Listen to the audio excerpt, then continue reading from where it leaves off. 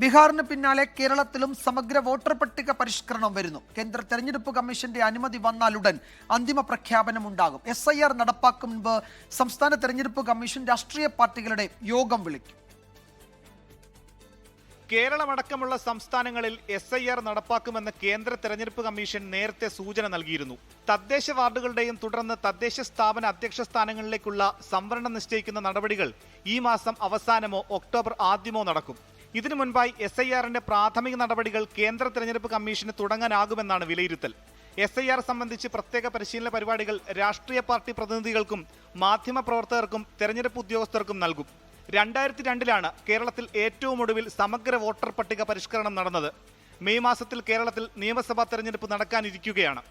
ഇതിനിടയിൽ തദ്ദേശ തെരഞ്ഞെടുപ്പ് നടപടികൾ കൂടി പുരോഗമിക്കുന്നതിനാൽ SIR നടപടികൾ സങ്കീർണമാകുമെന്ന ആക്ഷേപവുമുണ്ട്. വോട്ടർ പട്ടികയിൽ അനധികൃതമായി കടന്നുകൂടിയ പൗരന്മാരല്ലാത്തവരെ ഒഴിവാക്കി പട്ടിക അടിമുടി പരിഷ്കരിക്കുന്ന പ്രക്രിയയാണ് SIR എന്നാണ് കേന്ദ്ര തെരഞ്ഞെടുപ്പ് കമ്മീഷൻ വിശേഷിപ്പിക്കുന്നത്.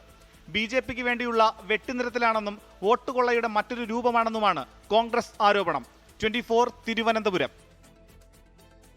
ലോകത്തെവിടെയായാലും ഏത് സമയത്തും 24 വാർത്തകളും ഓഗ്മെന്റഡ് റിയാലിറ്റി പാക്കേജുകളും എക്സ്പ്ലെയിനറുകളും വിശദമായി കാണാൻ ഞങ്ങളുടെ YouTube ചാനൽ നിങ്ങൾക്ക് സബ്സ്ക്രൈബ് ചെയ്യാം.